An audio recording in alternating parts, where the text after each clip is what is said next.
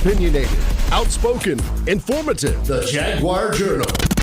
Your source for the latest information on Southern University sports and SWAC athletics. A Baton Rouge sports talk tradition.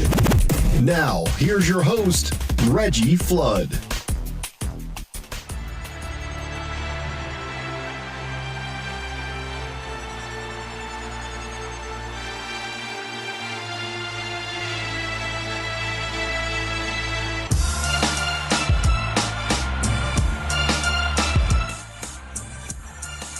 Early on a Saturday morning, it is the Jaguar Journal. I am Perry White, and good morning to everyone out there in Radio Land, YouTube, as well as Facebook. It is a bye week. It is Saturday. And if you know, and if you've heard, this week Southern University parted ways with its head football coach, Eric Dooley. So today's show is going to be with you guys. It's all about what y'all want to do. It's about how you want to rock it. You know, we're going to talk about potential candidates for the job, talk about what went wrong, the expectations for the 2023 season, and kind of where does this program go from here? This is a crossroad, sort of say. And you look at the position that the team is in, headed into the Bayou Classic. And let's start here. It's breaking news, right? Southern University decides to part ways with Coach Eric Dooley this past week. The speculation was out after Southern loses to Prairie View, 27-21.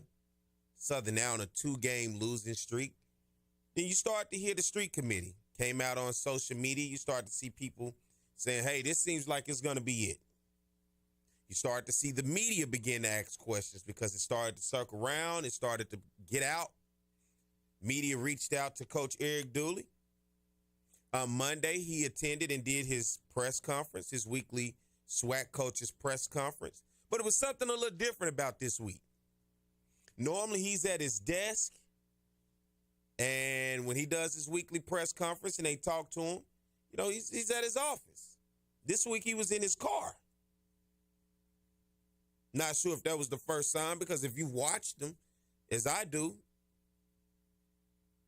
every week he's sitting at his desk, answering the questions that the media asks from the SWAC weekly press conference, or we'll call it coach's call. Media reaches out. He then says, hey, as of now, I have not heard from any of the administration. No one has said anything to me. No one has talked to me. As of now, I'm still the football coach at Southern University. Then I began to hear team activities for Monday were canceled. That's when that light bulb goes off in your head. Like, okay, what's really going on here? We all were looking for Roman Banks, the athletic director. Roman had left and went to Arizona. As you know, Southern and the University of Arizona played on Monday in a basketball game. The Pac-12 SWAC Challenge, basically, is what it is. Arizona was supposed to come to Baton Rouge, but because of scheduling issues, Southern had to go there. And we heard that from Coach Johnson last week and about how all that was going. And so, you know, everybody was like, all right, this just seems to be, I'm not sure. He goes, actually, to his show, the Jaguar Football Show, with my man Todd Sterling. I watched it. Everything kind of seemed like, you know, still normal as go. The game happens, and then the next day, boom, we get the press release. I got it sent to me. The press release was for after 3 o'clock, and it goes as read. Let me pull it up. We'll talk about it. This is going to kind of put together today's show on what we see, how this thing is going to go.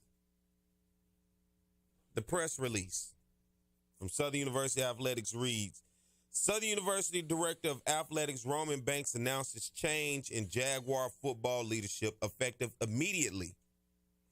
After very thorough and continued evaluation of all components related to the Southern University football program, I have recommended to President Chancellor Shields, Board of Supervisors Chairman Myron Lawson, and Athletic Chairman Attorney DeMoran Rutledge that a change in leadership of the program was necessary in order for the Jaguar football to reach our full potential and expectations of our football program, Banks said. We appreciate and thank Coach Dooley for his time here at Southern and wish him the best in his future endeavors. Then Athletic Director Roman Banks began to go on and said they were going to have a press conference on Wednesday, November the 15th at 10:30 in the third floor of the A.W. Mumford Fieldhouse. At that point, it said assistant head coach, special teams coordinator, and linebackers coach Terrence Graves will serve as the interim head coach, and safeties coach Sean Wallace will serve as the acting head coach for the Bayou Classic. Coach Graves will have the distinction as the only coach in the 50-year history of the Bayou Classic to coach both Grambling and Southern as the interim head coach.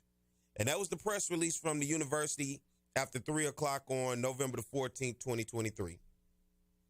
And once all of that came out, social media went into a frenzy.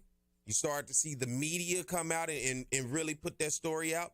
And it was to a point to where I think for the Jaguar Nation and for many who wanted this in the beginning and saw how this thing went and saw where we were at and said, you know what, this is probably best.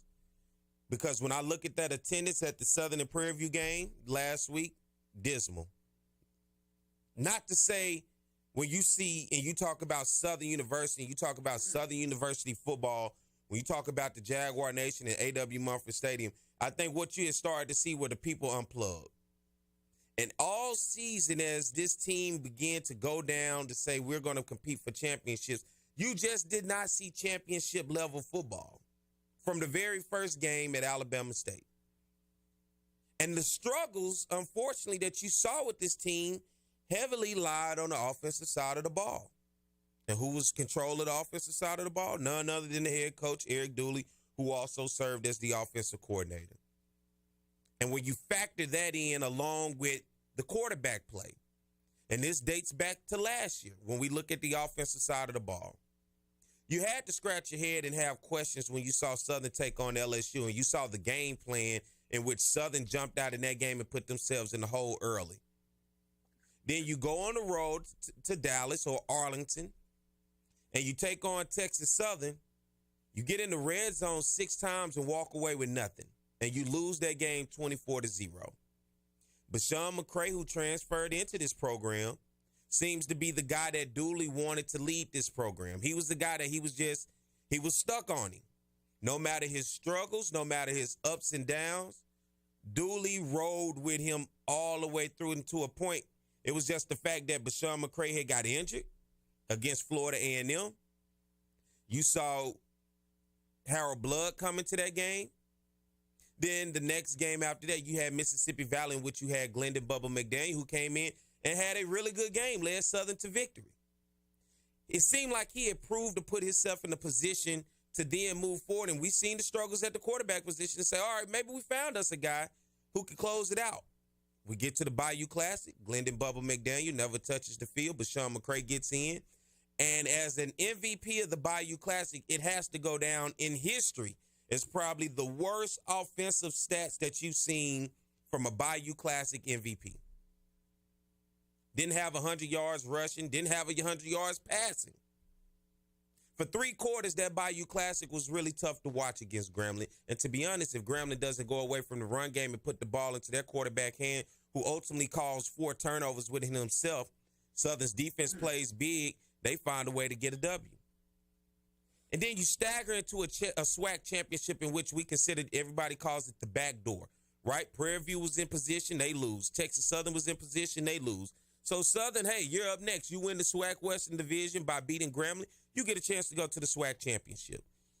You get to the SWAC championship, and what we've been dealing with all season with poor play from the quarterback position showed its ugly head early, quick, and fast. And before you knew it, Southern was down 26-0 in the first quarter with a lot of football left. You put Bashawn McCray in, you take him out. You put Harold Blood in, you take him out. You put Bashawn McCray back in. And mind you, each one of these times they rotated those 2 quarterbacks, turnovers ensued in which Jackson State took full opportunity to score off of them. Then finally, Glendon Bubba McDaniel gets in and has the game of his life. Nearly 200 yards rushing, almost 300 yards passing. And you get into the press conference after one hell of a game by Glendon Bubba McDaniel. Even the Jackson State fans was asking me, where's this kid been at all year for you guys? You get in the press conference and then the media asks, Coach, Glendon Bubba McDaniel had one hell of a game. If you had known he was going to, go out and play this type of way, would you have changed anything about what you would have done? And this was the dagger in just the heart. He sits in front of everybody and says, absolutely not. Come on, man. You can't sit in front of the media and have a kid that goes out and play a game, one hell of a game in his last game ever in collegiate football, and then go back and stand on it and say absolutely not. You put yourself in the hole. You put the team in the hole. And I should have known because Flood and I was sitting there and we looked up in the stands and the Jaguar Nation didn't show up to Jackson like I thought they would have. They were completely just disconnected with that. So you know what? Bashawn McCray leads the program. We say, all right, it's 2023. Things going to be a little bit different, right? Coming to the season, we're going on the road. We go to Alabama State. You got an all SWAC schedule. This thing seems winnable for Southern. Alabama State, Jackson State on the schedule as non-conference opponents. This thing seems like this something we can have some success with this year. And then you come into the season, you name Harold Blood the quarterback, and we saw the struggles early on at Alabama State. You lose 14-10. Your defense did everything they could in the third and fourth quarter to put the ball back into the offense's hand, and the offense literally squandered it away either by turnover or going 3 and out, or what we've seen all season, undisciplined due to bad penalties, costing you, putting you behind the sticks and making it third and long, second and long, whatever and long, in which the offense just could not never seem to get itself out of those tough situations. The struggle started at Bama State. It then went on to Jackson State. And then the part I think everybody look at the schedule, you start to get the teams that they say, quote unquote, you're supposed to beat. Alabama A&M, UAPB. Then you get Florida A&M. It's a back and forth game. Southern plays exceptionally well, plays better than what you think. And what I thought probably they would have played against Florida A&M, who at that time was really rolling and still are rolling. Southern comes into that ball game. They have an opportunity at the end of the game with a 2-minute drill. This is what college football, this is what football is about. That 2-minute drill gives you hope if you can get the ball down the field with your offense. And Coach Dooley makes 2 costly mistakes during that 2-minute drill. He runs the ball. And the last time running the ball with about a minute left, it was very questionable. He had just previously tried to run it a couple plays before, in which a penalty brought that play back. Then he says they dropped 8. He wants to run the ball. It cost Southern. Had to use the timeout on the very next play. Harold Bloods gets sacked. Now you got yourself in a tough situation. Now, we live in 2023. You can watch football all you want. You can go on YouTube. You can watch a game a million times over and over and over and over. Or you can just simply turn on the local news and watch it over and over and over with all on the demand and the playback. And clearly when you saw that drive, Florida A&M did not drop 8. I had the privilege to even ask Willie Simmons at Florida A&M in an interview, did he drop 8? And he just simply laughed. He did not want to out Coach Dooley. He just said, you know what? Coaches make decisions that they sometimes really criticize by the media. Yeah. That was Saturday, Coach Dooley, when you said that to the media. Sunday came along, then Monday and Tuesday, and you still stuck on it. You still say they dropped 8 when the film showed they didn't. It's okay to just simply say, I made a mistake. So once again, we're in a situation like previously after the SWAC championship. Coach Dooley, if there was anything on that drive that you can do any differently, would you? Absolutely not. Then you move on, you beat Lincoln, you beat Texas Southern, in which that felt like a loss. Your offense just could not get anything going that entire day. Thank God for the defense. Then you go up to Alcorn, and just like that Jackson State game in the SWAC championship and the Jackson State game regular season last year. Penalties and turnovers put you behind the 8 ball quick. You go up 7-3, and before you blink your eye and send a text to somebody and say we up 7-3, you look around and it was 24-7. And Alcorn didn't look back after that. At one point, it was 41-14. Then you have an opportunity to come home the next week and maybe right the ship just a little bit against the team you previously coached at Prairie View. And then Prairie View walks out of Baton Rouge 27-21, in which your offense absolutely had nothing. Couldn't even get 60 yards in the second half. So, who's that on the phone line? Who we got? Oh, Flood, good morning. Good morning. Good morning. I didn't want to break your rhythm there. You were on the roll. I didn't want to break your rhythm. I'm like Picasso. I wanted to paint a picture. Yeah, I know. You definitely painting a picture there. That's for real right there. Because it is a build-up, Flood, and I think you know just like I know, it was one where you don't want anybody to fail. You want to give them an opportunity. Because at the end of the day, we're Southern, right?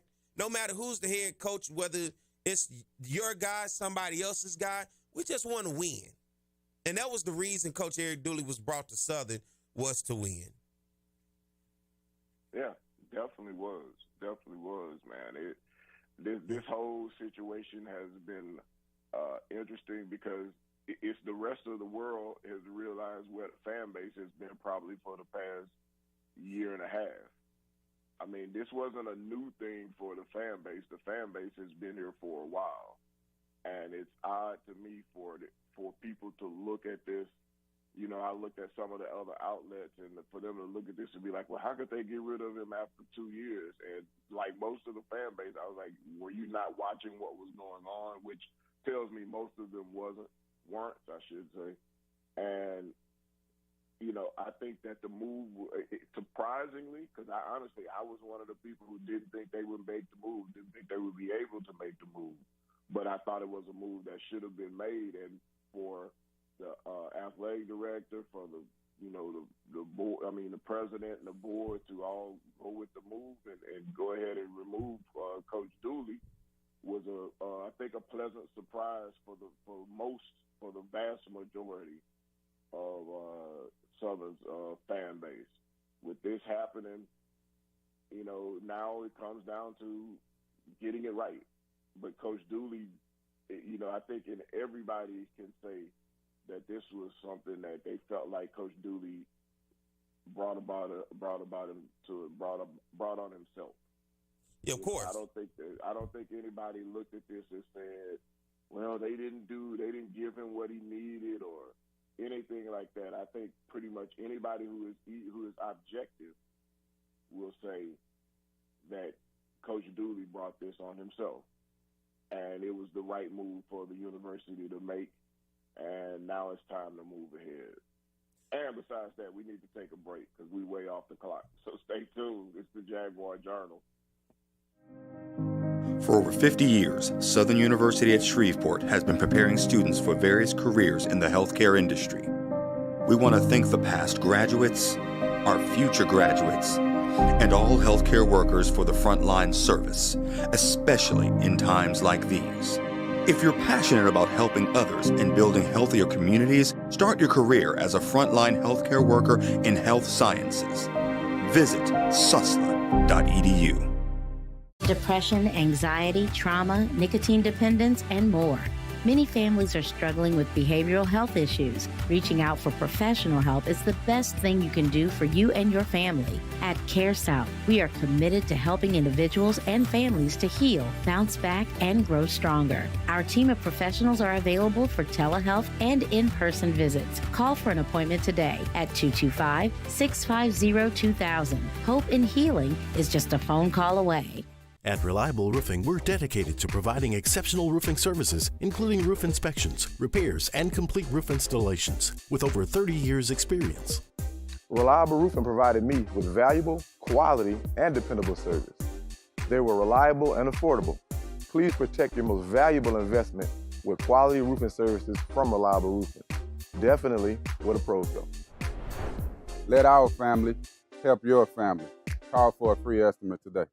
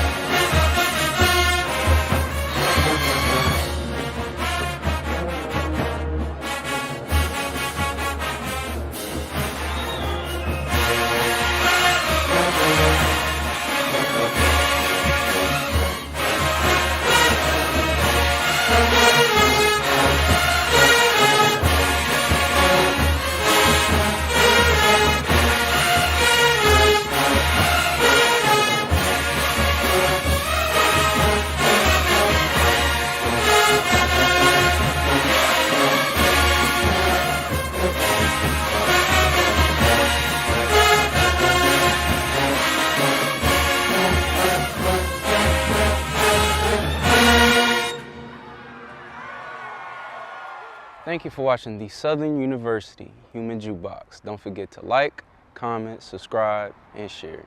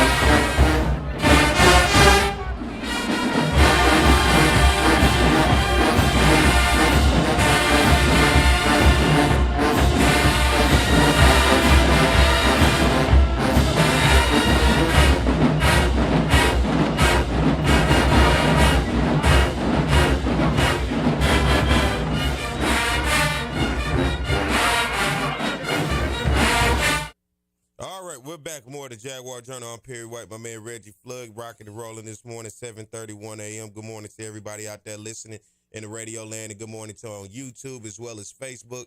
Glad to have you tuned in bright and early this morning with us. I know it is early, so wake up. Get your day started and get it going. It's a bye week, the Bayou Classic next week. So you're going to get your bags packed and get everything together and get ready to head on down to New Orleans as Grambling and Southern take on each other. Flood, good morning. Good morning, good morning, good morning.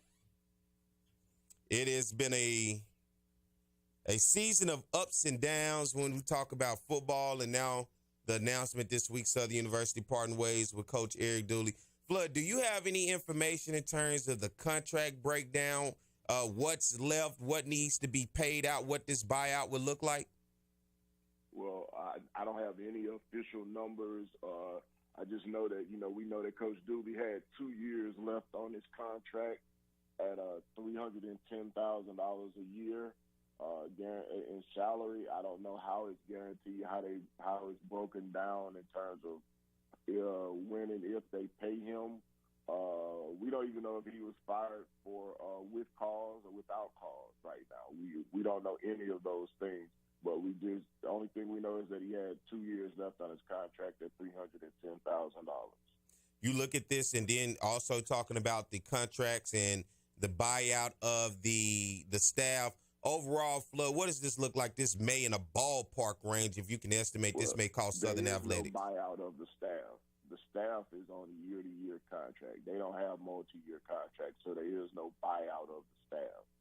So overall, we're looking at probably in the ballpark of $500,000, maybe to $600,000 of this buyout of Coach Dooley. By Coach Dooley's salary alone at $620,000. If you just go by Coach Dooley alone, by the time they bring in a new coach and all of that, then who knows? I don't count those all together, but some people do. But just to make the record straight, because I heard that said about the buyout of staff. There is no, on our level, there is no buyout of the staff. They're on a year-to-year contract that's renewed at the end of each year if the head coach chooses to bring them back. So there are no multi-year deals for them, so there is no buyout for those guys. But for Coach Dooley right now, all we know is $620,000 is the number. I don't know if that number is negotiated down, negotiated up. We don't know if it's with cause, without cause, or what exactly is the deal. That information hadn't been released. We would think that it would be, I think the phrase would be without or with cause or without cause. I'm not sure which one. But right now you have to believe that they would owe Coach Dooley $620,000 or whatever the negotiated price is or was. So we'll see how that goes. And you have to look at the next coach and say that the next coach is probably going to make somewhere between $220 and $300. I don't know that for sure, but you would have to think that, and then go from there. So that's right now. You're probably looking at about $700,000 just off the top of the head. I'm sorry, not 700. About 900,000, close to $1 million. And what it would cost Southern, what it's going to cost Southern. You look at this Southern University job, and one of the things, not only the offensive play calling by Coach Eric Dooley, in which we saw the struggles for the past 2 seasons, but I think you also have to be media savvy when you come to Southern. I think that was one of the biggest downfalls, aside from the offensive play calling from Coach Dooley, as was dealing with media and being able to understand constructive criticism or being criticized and not always having to feel so defensive about it. We saw it last year, and we saw it coming into this year. And I had this conversation earlier this week. At Prairie View, right? You look at a regular coach here at Southern, you're going to have to do the coach's call on Monday. You're going to have to go do the show with my man Todd, the coach's show, which is on television here. And then you're going to have the weekly press luncheon on Tuesday, in which you're going to have members of all the media as well as the advocate to come in and ask you questions about what they saw and evaluate your team's performance. At Prairie View, you don't have that. You're going to do your weekly coach press, weekly coaches call with the SWAC, and everything after that in terms of what you do isn't going to be so much criticized and questioned as much.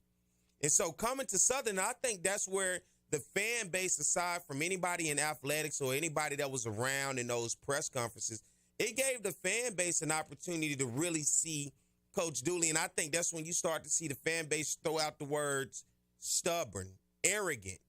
Gaslighting. You got them for me, huh? You got some words for me. Yeah, gaslighting. And I think the part that is missed in that is that Coach Dooley thought he was media savvy. He thought that what he was doing was the right thing. He thought that was not saying a bunch of giving a word salad or not saying anything or just call it what it was, flat out misleading and lying to the media was actually the smart thing to do. But in this day and age, that doesn't work because when you say something, it's on video. People see it. And if you're sitting there, you're basically telling a group of people you're not seeing what you thought you saw. And this is their job. Yeah, and not just the media, but the fans. The fans like I said, I've said this before and I've been saying it for a while. While the fans may not know what the X and the Y is and all of those things, they might know a blitz, but they might not know a stunt or whatever. But they know good football when they see it, and they know well played football. They know what disciplined football is, and they know what it should look like. And the fans could look at that. They didn't have to be experts on the X's and O's.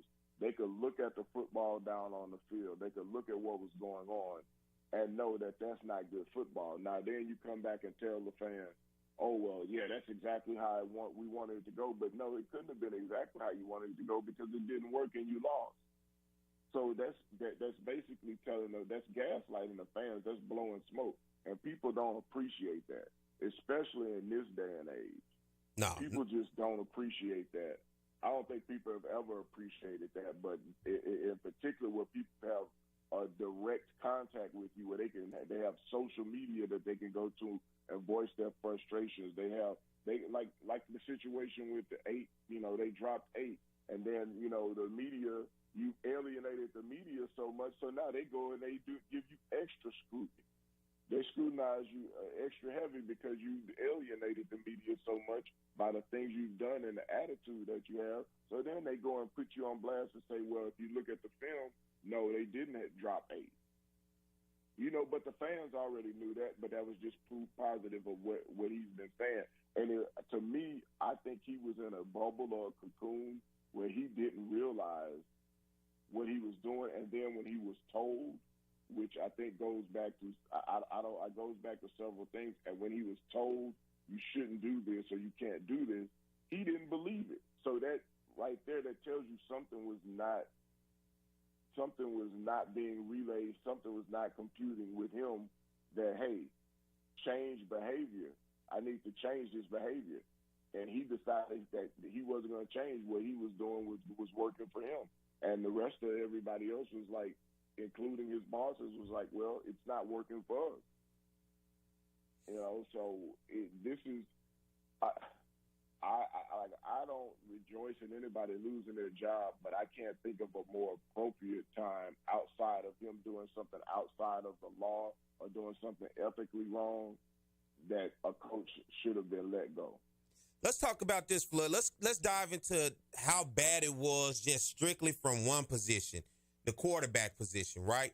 Sticking with Bashawn McCray last year, and then as the season goes on and everybody's saying we see the struggles from Bashawn McCray, what does the quarterback room look like? And he gets in front of the media and basically say, hey, we're going with the best guy because y'all not at practice. You don't see what's going on. And right now, if I had to evaluate who's the guy and who gives us the best opportunity to win, it's Bashawn McCray. Then we come into this season, and Harold Blood, of course, who has been with the program for quite some time, He goes with Harold Blood, and as the season go on, we see those struggles. You see the quarterback position continue to slip up and down, and Harold Blood's biggest deal, he could throw the ball, but it was the turnovers. It was the sacks. It was having him hold the ball for so long with the vertical routes going up the field to try to wait for them to develop. And Harold Blood, as we said, and I've said it here on the show, he has to stare down his receiver to get the ball out of his hand. It's not about the time. He has to see that receiver, and that was one of the issues that kind of kept the ball in his hand as well a little bit too long. But nonetheless, you saw the ups and downs of the quarterback position, and once again, that question was arised to Coach Dooley. What about the quarterback room? You know, you bring in Coach Willie Totten. You would hope to have improvement to be able to now develop some guys just in case a guy is struggling, to be able to give somebody else another chance to see if they can give a spark. And once again, he did the same thing. You guys aren't at practice. You don't really see what's going on. And when I evaluate that quarterback room, I'm going with my guy. And we saw Harold Blood struggle heavily at some points this season, the same way we saw Bashawn McCray last season. And he refused to try to give a guy another chance. And you just look at the quarterback room, you say, why? And we listened to you last year, and then we watched Glendon Bubba McDaniel come out and have one hell of a game against Jackson State. All he needed was an opportunity. And they kind of proved wrong last year to everything he was saying about the quarterback room, Flood. Yeah, and if you recall, we kind of went through it last year, like you said, but it seems like everybody could see who the best quarterback was in terms of McCray to McDaniel, when you were getting the results, whoever, like you said, the people on that practice, so you gave them the benefit of the doubt. But at some point, when you see an ineffective situation, an ineffective quarterback that's not working, then it seems like at some point that he would have made a change for no other reason than to save himself. For no other reason. But he just was, and that once again, it goes back to the stubbornness and the arrogance that he was just going to do what he wanted to do at the time, even when the proof was out there that there were players who were playing better at the time. And I blame him for Bashawn McCray, for Harold Blood having miserable years, because while they weren't playing well, he kept putting them in those situations. He put them in situations for the fan base to turn on them. He put them in the situations for them to get injured. He did a lot of things that were just unnecessary in just being stubborn. And it was just like, I don't understand it. I don't know what was going on in his mind. I don't pretend to, but we know what the results were. We know what we saw, and we saw the stubbornness. And this was something that I said from the very beginning when Coach Dooley was brought in, and I said he's never had a winning team without a dynamic quarterback. And a quarterback who can break down, because everybody's saying, oh, he's an offensive guy, he's an offensive guru. And I was like, and I hate to use that term, but that's what was being thrown around. But my counter to that was, I don't think he's an offensive guru. I think he's just had the benefit of having some quarterbacks who were really dynamic, who could get him out of bad plays. And you can talk about that. We talk about the late Ben Anderson when he was at Pine Bluff. And we're talking about Devontae Kincaid when he was at Grambling. That's when he's had the most success, when he had dynamic quarterbacks who could get him out of play calls. And once those type of players aren't involved, then you saw offense that pretty much looked like our offense. The offense that we ran this year, pretty much a stagnant offense. He had some decent offenses at Prairie View, but not great offenses, especially not against great teams. We did a review of his record. He beat one winning team. One team with a winning record. One. And that was the Prairie View team of last year that he beat, that ended up going 6-5 last year. That's the one winning team that he's beaten as a head coach. And that's tough, Flood. You talk about going 0-3 against Jackson State in his 2 years here at Southern, and 0-2 against FAMU. We up against a break. Let's take one. When we come back, we'll continue the conversation. Stay tuned. More to Jaguar Journal.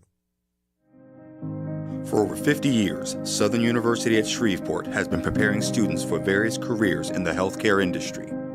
We want to thank the past graduates, our future graduates, and all healthcare workers for the frontline service, especially in times like these.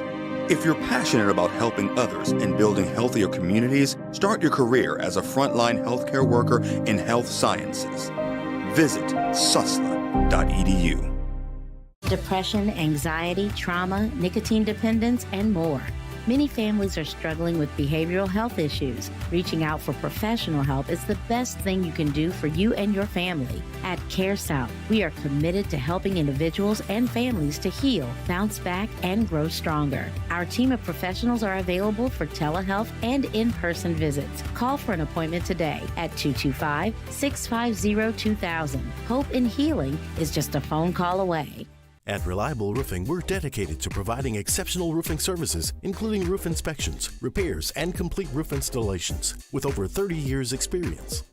Reliable Roofing provided me with valuable, quality, and dependable service.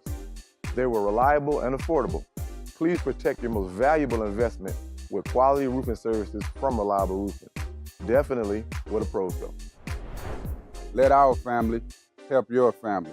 Call for a free estimate today.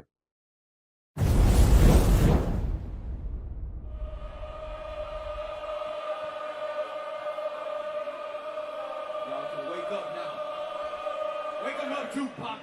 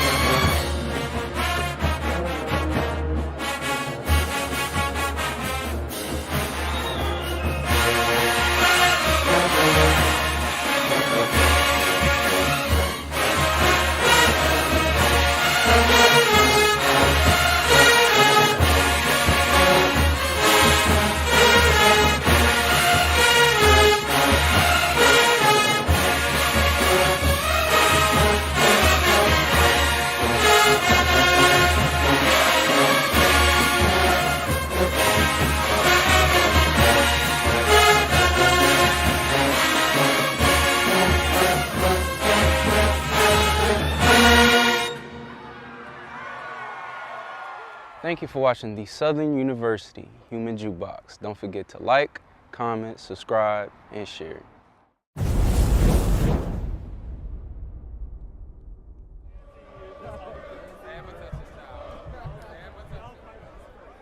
Good morning. We are back. It is the Jaguar Journal. Of course, I'm Perry Whitey's Reggie Flood, 7:50 a.m. We continue the conversation this morning on about the let go, parting ways of Coach Eric Dooley. Good morning, everybody, on our YouTube channel. As always, I know the conversations are in the comment section are always pretty insightful.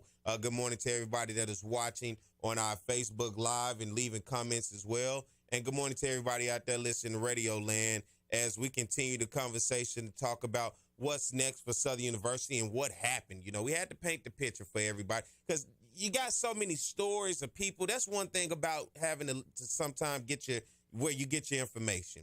You hear all type of stuff because people talk. People want things to sound this way. They want things to sound that way. But it's good to be able to hear from the guys that are right there with their feet on the ground and watching and get some good information so you can be able to then take that good information and take it out there and put it out there, Flood.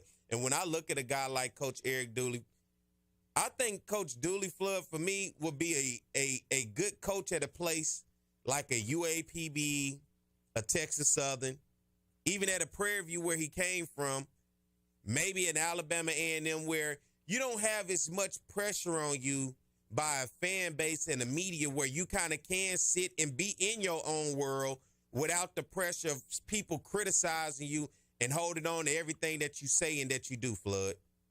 I don't think so. I don't think that works anywhere anymore.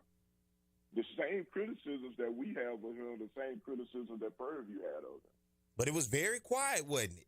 No, it wasn't. It's just that they didn't have the media outlets that we have, but the criticism was not quiet. Well, that's the point that I'm talking about in terms of the media side.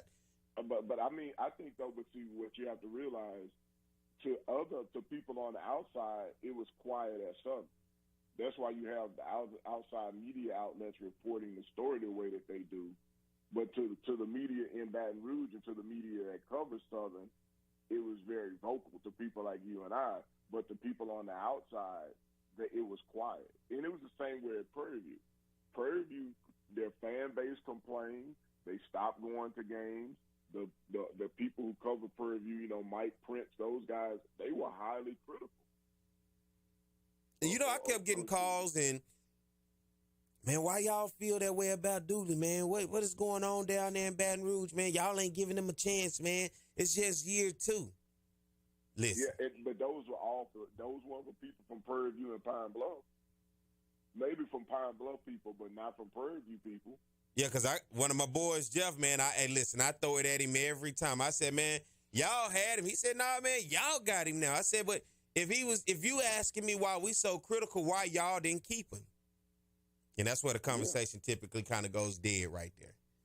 Yeah, exactly. Now, people look at it, and what you found out in having conversations with people, Prairie View and Southern are unique in that was a place that he was the head coach. But as you have conversations with people at Grambling or Pine Bluff, you find that some of the same traits that we've complained about were happening there. It just wasn't on the same level because he wasn't the head coach there. Let me ask you this. Go ahead, Philip. I'm sorry. No, go ahead. Go ahead. Let me ask you this quickly before we get ready to get to the top of the hour. At the time with Odom's taking the job at Norfolk, Jason Rollins come in, and then Dooley, of course, has that big victory at Southern's homecoming, and that was kind of for the people who wanted him back, seemed like, hey, this is all the reason we should get him back. What was the reasoning that for you to feel like Eric Dooley was the right guy to take Southern up to the next level in which we were in a position to do so? I never felt he was the right guy, but from my point of view, I was going to try to find the positive in whoever they hired, because I'm not one of those people. I don't work like that. I'm not in the business to determine who's the hire and if it's right or wrong. I'm not just a typical fan. So if Southern hires this person, then I'm going to try to figure out the positive reasons for why they hired this person. And that's what I'm asking. What was, from the perspective of the powers that be, to feel that he was the guy, considering his background at Prairie View wasn't that impressive?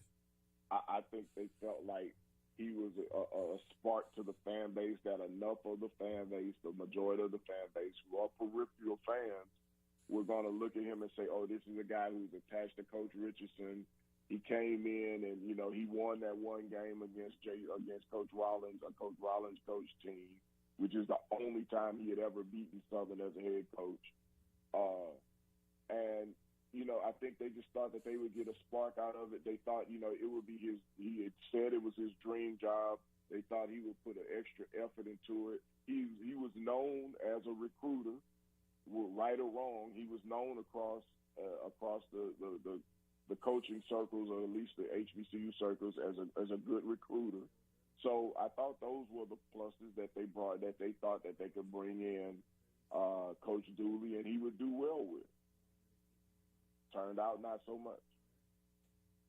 Well, we're getting ready to get to the top of the hour. We're going to continue the conversation, talk about what's going on, because it is interesting, aside from Southern, of the college football landscape of HBCU, because guess what? The Celebration Bowl, the SWAC Championship, there's a lot on the line today, and it is exciting to watch Week 12 with so much in so many different scenarios. We're going to talk about those scenarios and so much more when we get ready to come back. So y'all stay tuned. At the 8 o'clock hour, we'll be right back. It's more of the Jaguar Journal. For over 50 years, Southern University at Shreveport has been preparing students for various careers in the healthcare industry. We want to thank the past graduates, our future graduates, and all healthcare workers for the frontline service, especially in times like these. If you're passionate about helping others and building healthier communities, start your career as a frontline healthcare worker in health sciences. Visit susla.edu. Depression, anxiety, trauma, nicotine dependence, and more. Many families are struggling with behavioral health issues. Reaching out for professional help is the best thing you can do for you and your family. At CareSouth, we are committed to helping individuals and families to heal, bounce back, and grow stronger. Our team of professionals are available for telehealth and in-person visits. Call for an appointment today at 225-650-2000. Hope in healing is just a phone call away. At Reliable Roofing, we're dedicated to providing exceptional roofing services, including roof inspections, repairs, and complete roof installations, with over 30 years' experience. Reliable Roofing provided me with valuable, quality, and dependable service. They were reliable and affordable. Please protect your most valuable investment with quality roofing services from Reliable Roofing. Definitely with a Pro Pro. Let our family help your family. Call for a free estimate today.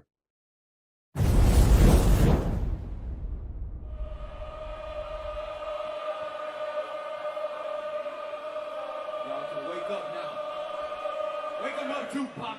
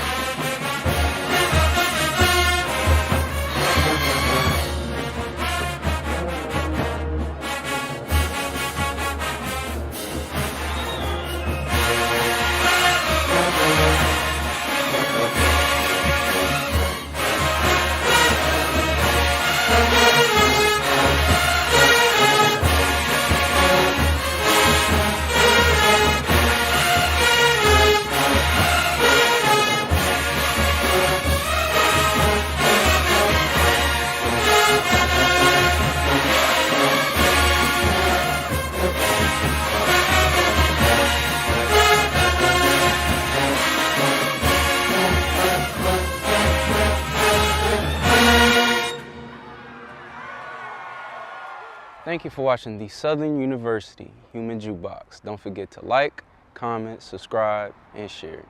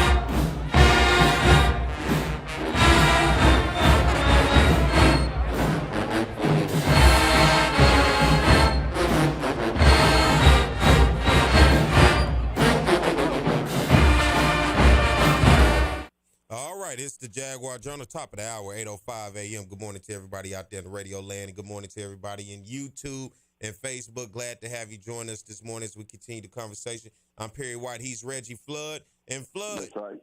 we talked about college football last week, and we'll start with the Southern and Prairie View game. Southern falls short 27-21, pretty much knocked themselves out of contention for a SWAC West Division title or any types of hopes for a SWAC championship. Prairie View then inserts and get themselves back in a position, a 2-game win streak, of course, against Pine Bluff at homecoming, and now against Southern University. Prairie View 5-5 on the season.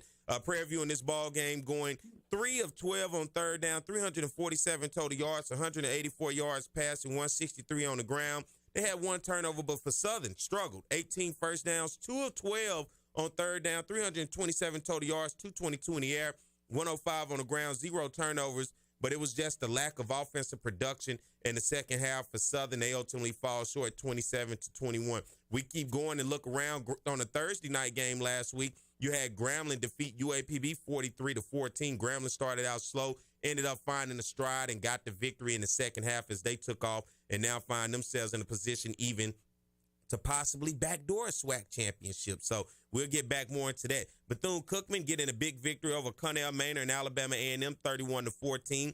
Alabama State still riding high on a 5-game current win streak, getting a victory over Mississippi Valley 20-3. And then Florida A&M basically kind of had a day off as they took on Lincoln, beating them 28-0. And I think, Flood, the biggest upset, and you had to look at like, wow, is it really the score really like this? Was Texas Southern and Alcorn on Sunday. By the time someone told me to look at the score, it was 35-7 headed into halftime, and Texas Southern ultimately just completely whoops up on Alcorn 44-10. You look at this ball game, Alcorn going 5 of 16, 5 of 16 on third downs, 318 total yards, 259 in the air, 59 on the ground. They had 2 turnovers by way of a fumble and an interception. In Texas Southern, 5 of 14 on third downs, 499 total yards, almost 500 yards of total offense against Alcorn's defense, 303 passing, 196 on the ground. And when you look at their running back, Ladarius Owens, man, he has been on a tear so far this season. He ended this game 24 carries, 211 yards, and 3 touchdowns. He is a guy right now that you have to put in the conversation of maybe SWAC Offensive Player of the Year, considering what he's done so far for Texas Southern. And he has continued to run big. He ran big against Southern, and so far on the season, he has continued to do it. Ever since the game against Lincoln, in which they played for homecoming, he ran for 13 carries, 139 yards, and a touchdown. Against Bethune-Cookman, 19 carries, 163 yards, and 3 touchdowns. Against FAMU, 19 carries for 128 yards. Against Southern University, 36 carries, 244 yards. Against Jackson State, 21 carries, 106 yards. And then against Alcorn State, 24 carries, 211 yards, and 3 touchdowns. This guy has been rolling, Flood. Yeah, he has been. He has been, and, making it happen. So, were you surprised with that Alcorn Texas Southern final score? I wasn't. I know people say it's strange, but Alcorn always plays Southern the way that they play them, and then for a lot of times, they come back and have, if you look at the schedule history over the years, they then come back and have a letdown the next week. So, no, I wasn't surprised at the way that they came back and lost to Texas Southern. I will tell you this, I was surprised at the margin, the way they just didn't show up at all, but I wasn't surprised that they lost to them. I was surprised by the way it was just dominated, 35-7 going into halftime.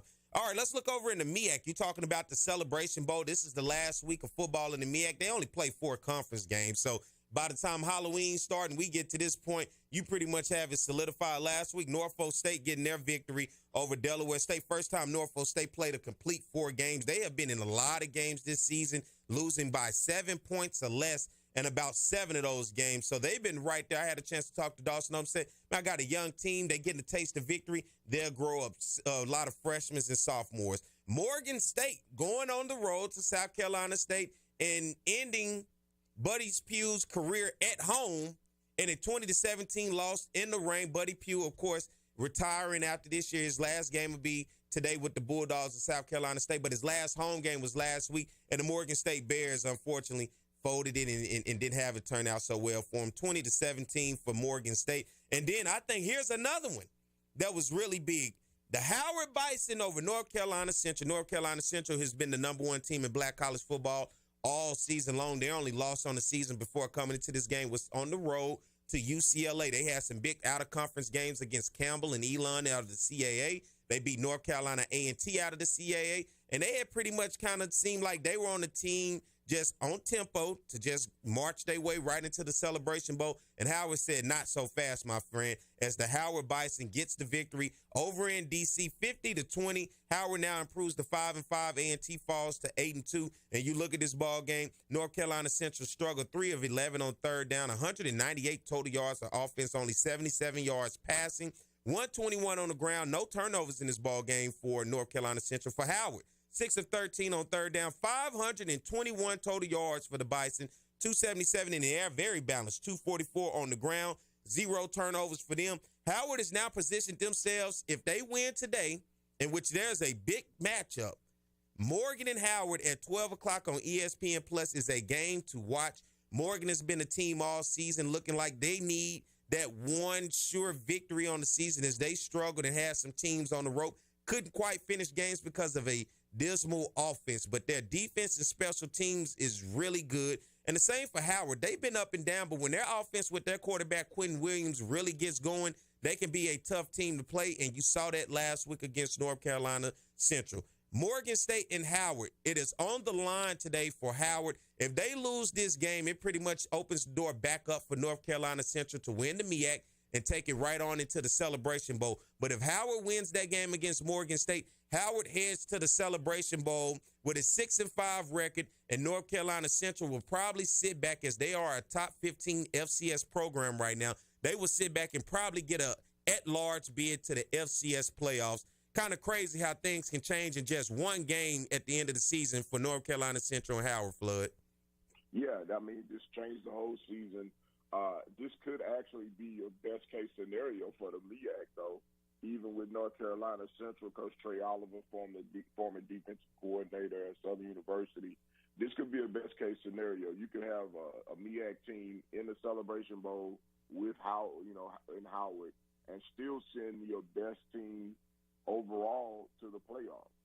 Because you'd have to think that North Carolina Central, the way that they played during this season, for the most part, the way that they played out of conference, they could make some noise in the playoffs.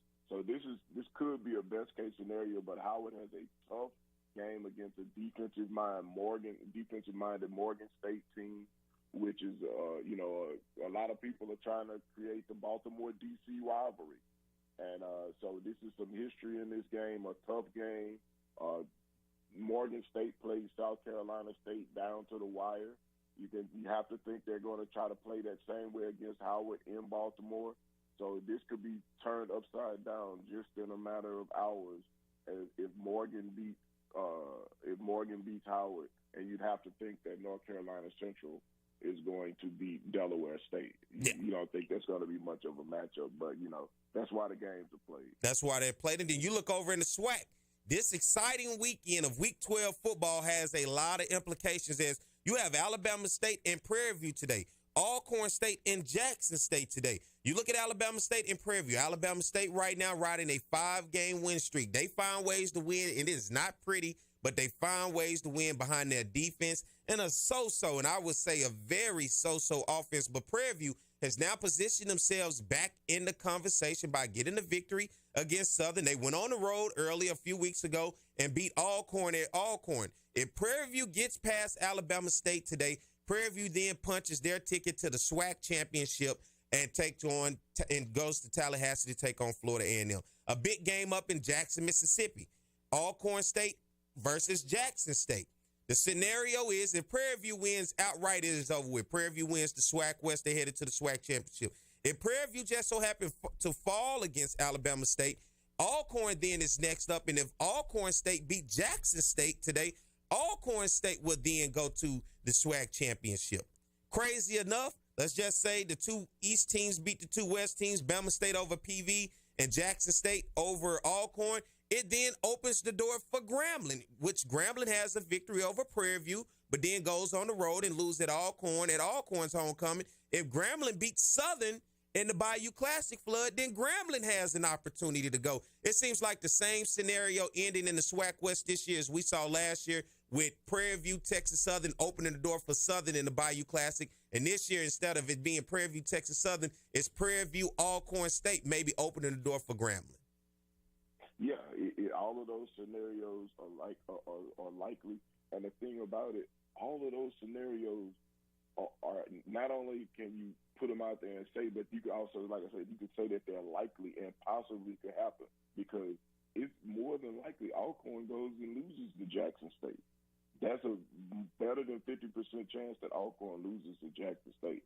There's a very good chance that Prairie View loses to Alabama State. And then Grambling is all on the line for Grambling at the Bayou Classic. And if all three lose, that back doors their way into the championship.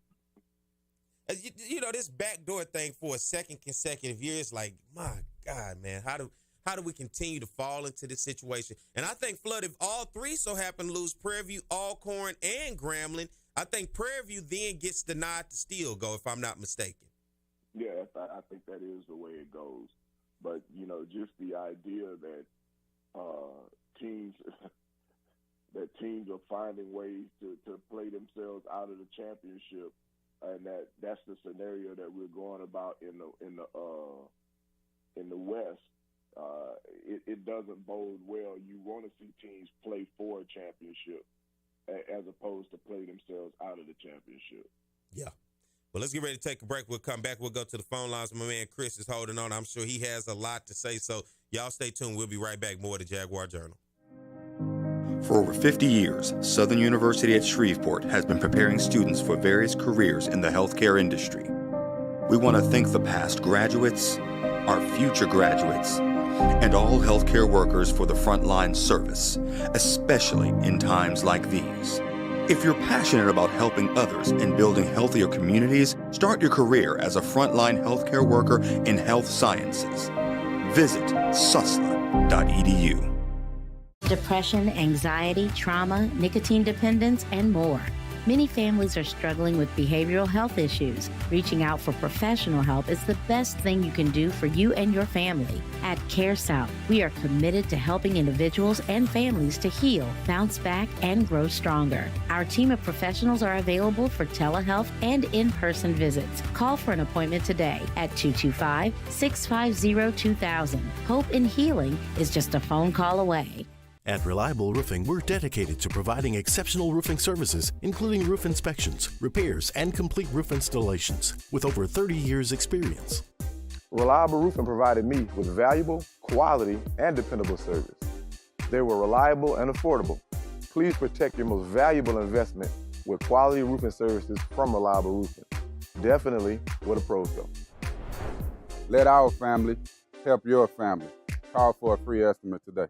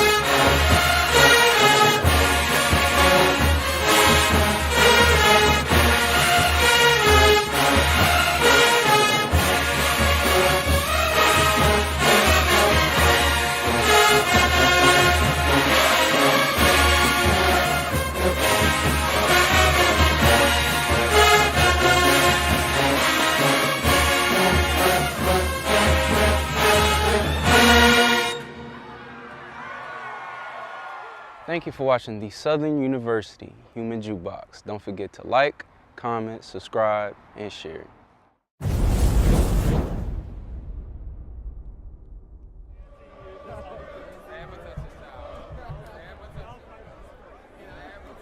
We're back. It's the Jaguar Journal. I'm Perry White. He's Reggie Flood. As always, good morning to everybody listening on YouTube. I love the conversations that always take place. And good morning to Facebook. And good morning to everybody out there listening to Radio Land. Of course, you heard enough of us. Let's get ready to go to the phone lines. Chris, good morning. Perry, Reggie, how you guys doing this morning? We're good, Chris. How are you? Oh, man, you know I'm great. Like you don't want to see anybody lose their job, especially a good person that you know and everything like that. But y'all have covered everything as far as why things had to take place like they did. Statistically, some of the things that we have suffered is just unbelievable. You sitting there watching the game, and you're not even realizing that we didn't pick up a first down in the second half. We only gained 30 yards in the whole half. But, just unbelievable statistics. Those type of things. But I just want to give kudos to our AD for this particular move. And that's you had to do it because there's nowhere in the world that you could bring Coach Dooley back and the fan base would have just been gone. The Prairie View game is only the diehards of us that was out there. But if you look at the paid attendance, was 16-7. And that just goes to show you what kind of support that we have as a fan base, and you can't let that be deteriorated in any kind of way. The Jackson State game, the hard sellout, we basically forgave Coach for what he did with Bubba the year before. We showed, and we want a winner. That's all we want. And the twofold aspect of it is we serve notice. It's tough on the bluff. So these guys that's going to be applying, like Coach Banks said, Coach Banks laid it all out. If you follow all of his press conference, he really emphasized the point. You got to be accountable to the fans. You get up to the podium, you got to give people hope. You got to tell people this one's on me. We're going to get it corrected.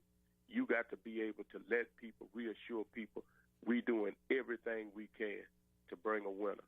And that's the great thing about what we got going on now is we search for a new coach. And, I always found out that coaching search can't be that hard. You get a guy in, you tell him, how are you going to make us champions? And he ought to did some research where you've been recruiting this area. I think we do. And if you don't get a guy to come in with that kind of plan, then you know that's not the guy. Mike Tomlin blew the Pittsburgh Steelers away, the Roonies away, when he interviewed. Nobody knew nothing about Tomlin, but the plan he laid out to the Roonies, say, this is our guy. And that's the way you got to attack it. You got to have a guy that's going to come in and show you how he can make it. You look at Coach Dooley, never won nothing big. Outside of him being Pete Richardson assistant, and Coach Banks gave him credit. It worked just like Coach Banks said. We had increased ticket sales. The fan base was energized. Former Jaguar football players were brought back. Attendance was off. He just couldn't coach. He just flat could not coach. He had no idea. And what was really infuriating the fans was his lack of compassion on the sideline. Guys committing personal fouls, and you're not getting in their face and all of this, and just, lifting the guys up on the sideline. And I'm telling you now, guys, I watched Gremlin, and even though they were playing Pine Bluff, if we hadn't made this move, we'd have had zero chance of winning the Bayou Classic. Gremlin's going to beat our brains out. I wouldn't say all of that, Chris. Come on. I wouldn't say all of that. Gremlin is terrible, too. Gremlin is terrible, too. But, Reggie, the only reason why we beat them last year, Hugh Jackson stopped running the ball. Exactly, because they were terrible. So that's why I can't say that necessarily they would have beat us because of that. Miles Crawley is a heck of a lot better quarterback than the Galvez kid that they threw in there last year that had the 4 turnovers. And it's just, we can differ on opinion. All I'm saying is, that's just how lack of confidence that I had. I definitely get that. I definitely understand that. Yeah, because I'm gonna tell you how bad it is, Flood.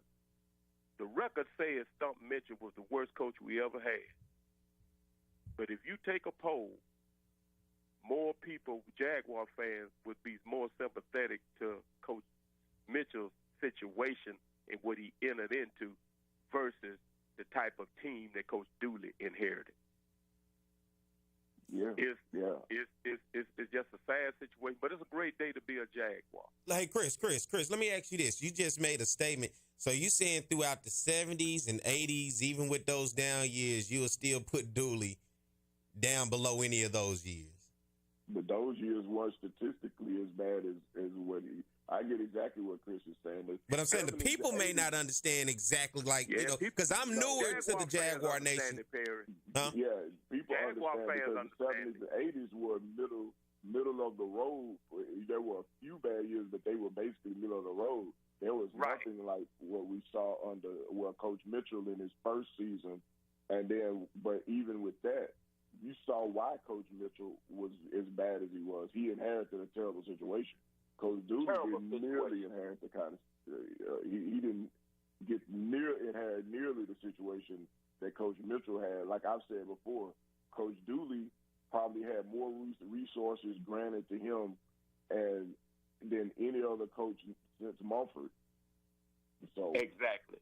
And I say that to y'all because y'all got to understand, although I am the age that I am, I wasn't around in the 70s, the 80s to see that. So, I'm more 90s and I'm more really 2000s. And there's a large group that is around my age, too, where, we hear about the 70s and 80s, but I don't really truly know about the 70s and 80s is why I'm asking.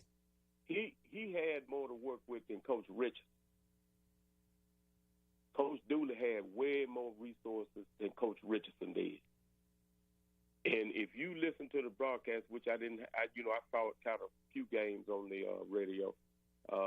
By and large, I would watch them on TV or either be at the game itself. And you could just hear Coach Richardson without trying to throw him up under the bus.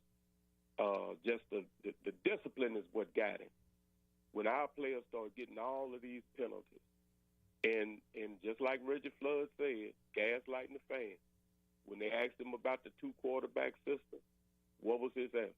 Oh, yeah, we plan on using 2 quarterbacks, and it worked to perfection. But you didn't even get a first down in the whole second half of a game and only 30 total yards. But it worked to perfection. It's those kind of things that let you know we got to get off this train because it's never going to change. It's not going to change. He don't see the change. And something Flood said early on in our conversation in the season, and I took his advice, and I did. I resonated it in my mind. It is what it is, and we just got to suffer it out. I mean, ain't no hope. I've never been, even like I told you, even when we had our 10-game losing streak against Graham, I'd never been this hopeless or felt this hopeless by Southern University football. I didn't give us a chance of beating Alcorn. I didn't give us a chance of beating Prairie View. I just know any type of big game, he's not going to win it. And that's the reason why, after watching Gramblin's team, because the Gramblin's got talent, but after that, and with them having something to play for, and with us being in the situation that we were in with Coach Dooley, going to roll out the same quarterback, going to roll out the same thing, I just think the boys wasn't going to be up for it. That was just too damn tough to keep watching. Rolling out the same thing each and every week. You know what I'm saying? Already knowing what was going to happen. And I know you still been waiting because of that. You said you wanted that apology last year. Does this make up for that apology, Chris? I'll tell you how much it make up for it. I said I wasn't going to fly none of my 6 flags in my car until Coach was gone. You flying high, baby. I have all 6 flags flying. I like that. Chris, we got to get ready to take a break, man. Yeah. As always, we appreciate the call. All right. All right, my man Chris, man, always entertaining having him on. All right, guys, we got to get ready to take a break. Stay tuned. We'll be back more to Jaguar Journal. We talk about the 50th annual Bayou Classic. No way we can keep going and not talk about it. So y'all stay tuned. We'll be right back more to Jaguar Journal. For over 50 years, Southern University at Shreveport has been preparing students for various careers in the healthcare industry. We want to thank the past graduates, our future graduates, and all healthcare workers for the frontline service, especially in times like these. If you're passionate about helping others and building healthier communities, start your career as a frontline healthcare worker in health sciences. Visit susla.edu. Depression, anxiety, trauma, nicotine dependence, and more. Many families are struggling with behavioral health issues. Reaching out for professional help is the best thing you can do for you and your family. At CareSouth, we are committed to helping individuals and families to heal, bounce back, and grow stronger. Our team of professionals are available for telehealth and in-person visits. Call for an appointment today at 225-650-2000. Hope in healing is just a phone call away. At Reliable Roofing, we're dedicated to providing exceptional roofing services, including roof inspections, repairs, and complete roof installations, with over 30 years' experience. Reliable Roofing provided me with valuable, quality, and dependable service. They were reliable and affordable. Please protect your most valuable investment with quality roofing services from Reliable Roofing. Definitely where the pros go. Let our family help your family. Call for a free estimate today.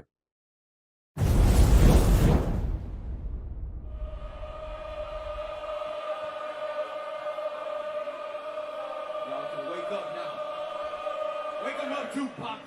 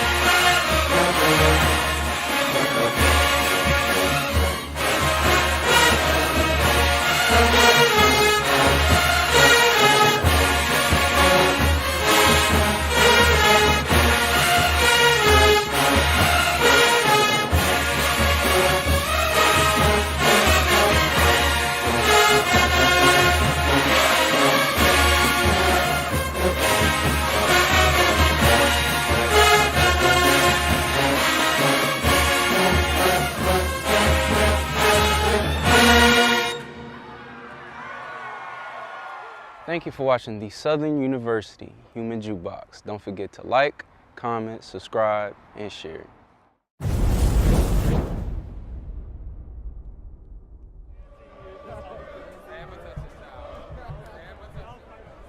8:35 a.m. is the Jaguar Journal. I'm Perry White. He's Reggie Flood. Good morning to everybody out there listening. I always love to have your support because I know it ain't easy on a Saturday or your day of rest. And it wasn't easy on me, Flood. Flood, I went to Jenna, Louisiana last night. You ever been to Jenna, Louisiana? Yeah, I have been through there, home of the Gina 6. Yeah, I've been through there before. I've been there before. And the Jenna Giants. I had a playoff game last night. Jenna, you ever heard of Caldwell Parish? Yes, Matter of fact, my uncle was a coach at Caldwell Parish for quite a while.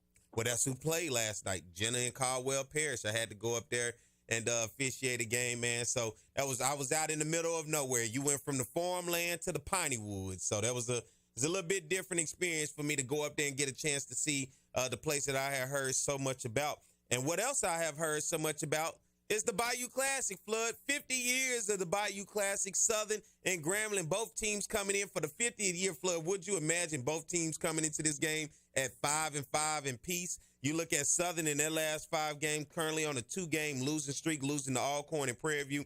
And you look at Grambling State, they're 2-1 in their last 3 games with a 17-6 loss against Bama State, but a victory against Bethune-Cookman and UAPB. Grambling, if Alcorn and Prairie View, if those 2 teams lose today and Grambling wins the Bayou Classic, Grambling will find themselves in a SWAC championship with a 6-5 record. Who would have thought that it would have turned out like that? But the same scenario last year with Southern being on the other side of it. But you talk about 50 years, Flood, of the Bayou Classic. Bayou Classic is so influential across the nation when you talk about the African-American community, when you talk about putting HBCU football and the band and the culture into homes of millions of people across the world on NBC and NBC Sports. And for me, my first experience with the Bayou Classic is why I fell in love with Southern University. It was memorable. It was everlasting. It was something that I just could not stop talking about in the day and age in which social media didn't exist. So I had my little Kodak rollback film camera, took all the pictures I could and went back. And once I got them developed after that 1 hour at Walmart, I wanted to show everybody what I saw down in New Orleans, Flood. And for 50 years, this thing has been going on. It made me fall in love with Southern. And ultimately, I'm here doing the Jaguar Journal with you and graduated from Southern. But how influential, how big truly of 50 years is the Bayou Classic, Flood? I mean, at one time, this was the biggest black happening in America. I mean, this was really, when you go back and do the research, this was really a huge, it is, but it was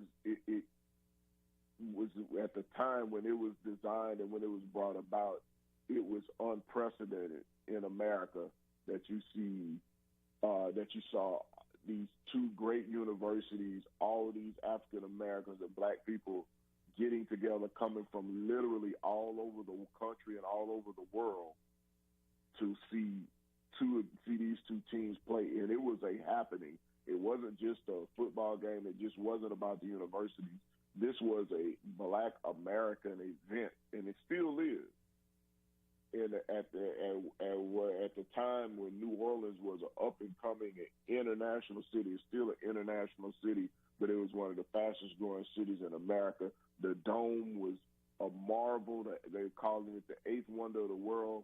So the Bayou Classic, being in New Orleans and being in that Superdome, it was the biggest black happening in America at the time. And 50 years later, to still be able to mention that as one of the biggest black happenings in America, probably outside of Essence Fest, the Bayou Classic is still the biggest black happening in America. I mean, you're still talking about packing the Dome with 60,000, 70,000 people. You're still talking about 200,000 people coming to the city of New Orleans and filling out the hotels and the restaurants and stuff like that. So it's probably still, not probably, it is one of the biggest black happenings in America. Give me some memorable Bayou Classics for you. I can give you mine. I never can quite get the year, and people always try to remind me if it was either 99 or 2000 where Grambling came back, scored late, needed a 2-point conversion, and I think it was Randy Hines threw it. It was an interception, and Southern returns it back. Was that Randy? It was something. I believe it was Randy Hines. Southern returns it back, and the crowd goes crazy. The band performed with Mystical. Man, that was so memorable for me, Flood. I just couldn't forget it because it was my first Bayou Classic. But there have been many that have come down to field goals. There have been instances where Grambling may have seemed like they was the best team coming in and Southern struggled and Southern found a way to get a victory. Or Grambling snuck one out. But for you, what was memorable? What's your most memorable one, Flood? And I've told this story before, but my most memorable Bayou Classic was my first Bayou Classic, the 1979 Bayou Classic. Southern had 10 years. They hadn't won a Bayou Classic, which was started in '74. So Southern hadn't won the 5 previous Bayou Classics. They come in. Southern is not a very. The record is a very good. People don't think Southern has a chance to win the game, and lo and behold, it's my first Bayou Classic. My mom brings me. She's like, "You old enough now? You gonna go to the Bayou Classic?" Yeah. I was 9, getting ready to be 10. You old enough to go to the Bayou Classic? Stayed at the Monteleon. I mean, you know, at that time, New Orleans was the big city to a little kid. You know, so we get a chance to go down to the city. We stand in this big, nice hotel, the Monteleon Hotel, going to the Superdome. You know, so we get there and nobody gives Southern a chance, and lo and behold, Billy Mayo and those guys, quarterback Billy Mayo, the late Billy Mayo, pull out a 14-7 Southern victory. And I remember my mom telling me, "You coming to the Bayou Classic every year now." You good luck, baby. So, yeah, that's my most memorable Bayou Classic. My most memorable will always be my first one. Hey, Mike, we got somebody on that line. Let's see who it is. Let's get ready to go to the phone lines in just a second. Let's see who it is, Mike. Who we got? Good morning. Welcome to the Jaguar Journal. Yes. Hi, Perry and Reggie. I had Hello. a question. Hello? Hello? Yeah, we hear you. What's your name, man? Okay. Yes, it's just William. Oh, good morning, William. How you doing? I'm doing fine. Got about 3 minutes before I go to a break, William. Okay. I was calling to ask Reggie or you about the coaching candidate and what you guys got to say about the possible candidate. Flood, what you think? I think right now maybe. I don't really have anything to say till I actually know who the candidates are. Yeah, it's a little too soon. You know, you got to. Yeah. A little too soon. I mean, we could throw all the names out there, right? And let's throw out name number 1. And you heard it all around the world, Chennis Berry, right? You hear the name thrown around the world, Jaguar Journal, right? You just got to kind of sit back. I mean, this thing is fresh. Let's just get through the Bayou Classic first, all right? And that was going to be my next point, Flood, to the Bayou Classic, being able to have Sean Wallace, who has gone through so much this season. And then on the other side, Terrence Graves, who is coached and won as the interim coach at Grambling State. And now, man, how he said God must be in favor of him because now he's at Southern in the same capacity for the same reason. Fired Broderick Fobbs, he takes over. Now part ways with Eric Dooley, and he takes over. You have both these guys, Sean as the acting coach. Then you have Terrence Graves as the interim coach. What do you think about this situation to lead these young men into battle in the Bayou Classic for Southern, Flood? I think it's a nice situation, and in terms of for the caller and the coach, like you were saying, I think it's too soon. Of course, we've heard the names bantered about, but until we see who actually is, who actually is out there, who actually applies for the job, then or who interviews for the job, then it just is what it is because it's always going to be a wish list of coaches out there that people are going to talk about. In terms of Coach Wallace. I think that's a great gesture from the university, from the athletic director, and of him coming in and being the acting coach for the Bayou Classic as Coach Graves actually runs the program. I think people don't necessarily understand the difference between acting coach and the interim coach. Basically, what they're saying is Coach Wallace is at this point he's going through treatment. He's not capable of running the day-to-day operations of the football program. Coach Graves will run the day-to-day operations, the practice, the decision-making from day to day while he's the interim coach. But on game day, Coach Wallace will be the acting head coach. He'll be the guy who will come in, and I'm sure they'll work together. But I think, too, it's more of a symbolic thing and an honor of Coach Wallace and what he's going through in those things. Yeah, I'm right there with you. Let's get ready to take a break. We're going to put them fours up and get ready to close this thing out. So y'all stay tuned. We'll be right back. More of the Jaguar Journal. For over 50 years, Southern University at Shreveport has been preparing students for various careers in the healthcare industry. We want to thank the past graduates, our future graduates, and all healthcare workers for the frontline service, especially in times like these. If you're passionate about helping others and building healthier communities, start your career as a frontline healthcare worker in health sciences. Visit susla.edu. Depression, anxiety, trauma, nicotine dependence, and more. Many families are struggling with behavioral health issues. Reaching out for professional help is the best thing you can do for you and your family. At CareSouth, we are committed to helping individuals and families to heal, bounce back, and grow stronger. Our team of professionals are available for telehealth and in-person visits. Call for an appointment today at 225-650-2000. Hope in healing is just a phone call away. At Reliable Roofing, we're dedicated to providing exceptional roofing services, including roof inspections, repairs, and complete roof installations, with over 30 years' experience. Reliable Roofing provided me with valuable, quality, and dependable service. They were reliable and affordable. Please protect your most valuable investment with quality roofing services from Reliable Roofing. Definitely where the pros go. Let our family help your family. Call for a free estimate today.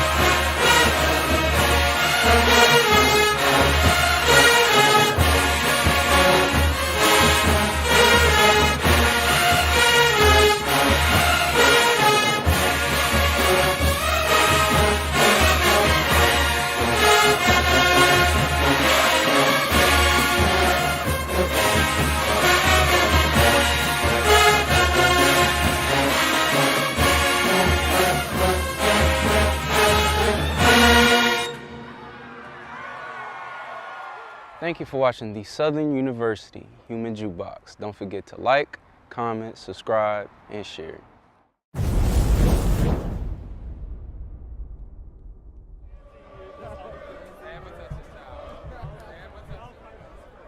All right, we're back. It's the Jaguar Journal. I'm Perry White. He's Reggie Flood. Good morning to everybody out there listening via the radio waves, YouTube, and Facebook. Thank you for tuning in. We always love to have your support each and every week that we do this thing. Next week is the 50th annual Bayou Classic. Both Southern and Grambling stagger their way into the Bayou Classic this year, 5-5, a lot on the line. Of course, as you have not heard, if you didn't hear and you've been under a rock, Southern has moved on from his head coach, Eric Dooley.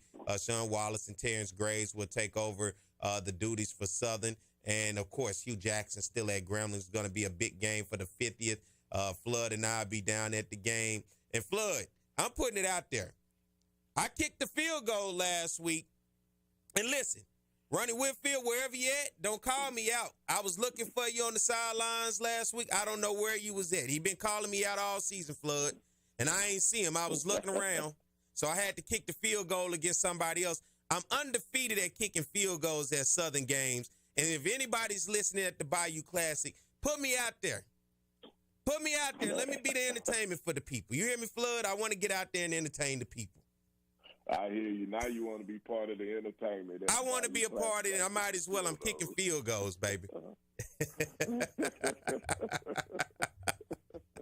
I want to see what can I do in front of the big crowd, man, with everybody watching. I want to feel the pressure. Can I kick that ball and maybe Procter & Gamble or whoever, somebody give me a couple dollars for it? I don't know, but I do want to do it. So if anybody listening, you better get in touch with somebody. Say, Perry undefeated right now. Let's go and put him out there. So. But no, we getting ready for the Bayou Classic, Flood. You're getting ready for this weekend. It's Thanksgiving as well, man. So I hope everybody have traveling grace as you get out. And shout out to the teachers. I know y'all glad them kids are going home with their folks. You know, I know all the teachers are glad to have a break and they get an opportunity to have some downtime themselves. It's high school playoffs. You seen anything good down in your way in terms of the playoffs, Flood? Yeah, I mean, it's a good football being played. John Curtis and St. Aug had a really good game last night. It ended up being 49-42. John Curtis pulled off the victory. So, Edna Carr is rolling again. So, yeah, it's a good Catholic League football. Jesuit and Holy Cross played last night. Holy Cross won that game. So, things are going on, man. Thanksgiving's coming up. Looking forward to that. Like you said, for people traveling grace and time to spend with the family. Then we get ready for the Bayou Classic, man. Always looking forward to that. Be in the mix, be out and about, and be around, man.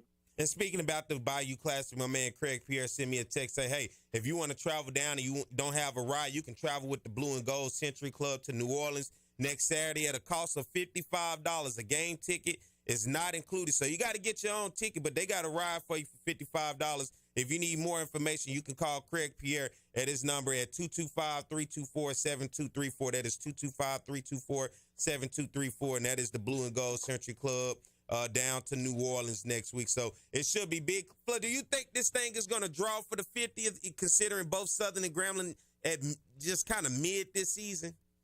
Oh, I think people will be there. I think people are looking for an outlet. They want to be involved. So I think it'll definitely draw, and it's because it's the 50th. People want to support. People look beyond the records when it's something this major. 50 years of the Bayou Classic. That's a big deal. My man Tony Brown says KTTP 11:10 a.m. The vibe is in the building. So shout out to him, giving us a shout out. Say he's loving the show. So thank you for that, man. That's right. That's our broadcast partners up there in Alexandria. Shout out to them. Shout out to WBOK in New Orleans, man. So, yeah, good looking out. Thank you, Tony. Thank my man Tim on the boards over there running things. And 107.3 FM here in Baton Rouge, man. So we always love, because I tell people all the time, don't measure what you think you see this show is in the metrics of what you see listeners on Facebook and YouTube. This is actual radio. This show is broadcast out there. There are a ton of people, and no matter the color or the background, that listen to this show that you will never know, because guess what? They don't call in, and they're not necessarily watching or listening via the YouTube, as with the old folks say, the Wi-Fi, the Wi-Fi. They're not necessarily listening to that, but they're listening over the airwaves. Radio is still popular, Flood. It is, and people are still listening as they go about their morning duty. So Thanksgiving, man, what you getting? What you getting for Thanksgiving? What you want? What you cooking? Oh man, we're gonna do a little turkey breast and some vegetables and stuff. I think we're gonna try to do it kind of low key this year. Okay. So we're gonna do something low key. Gonna definitely have a good time though. We'll definitely get together and enjoy the family. That's for sure. This year, the Bayou Classic Parade is now on Thanksgiving Day again. They have moved it back away from the actual game day. The Bayou Classic Parade this year will be on Thanksgiving Day. Of course, the Battle of the Bands in Greek Shore will be on Friday, and the big game will be on Saturday. So, that is a list of events. A lot of things are going to go on. I've been watching all type of YouTube videos, Flood, of the best po' boys here and there around New Orleans. I'm saving my appetite. I'm coming to New Orleans. I'm on a po' boy eating tour this weekend, so I'm going to be full of French bread, Flood. Well, handle your business. There's plenty of places to get good po' boys. I'm on a po' boy tour this week, and we want to say thank you to everybody once again as we got about a minute before we get up out of here.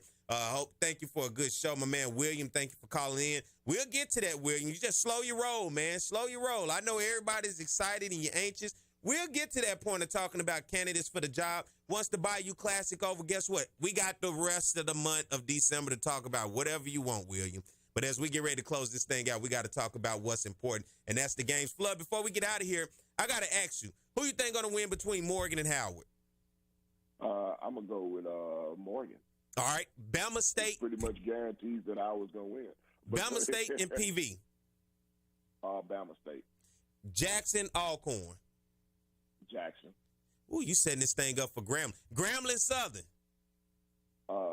Southern. Sound like PV's going to the SWAC championship. All right, everybody. Flood, get us out of here. The man upstairs says the same. We'll be back at the same time in the same place because, as always, it's the Jaguar Journal. For over 50 years, Southern University at Shreveport has been preparing students for various careers in the healthcare industry. We want to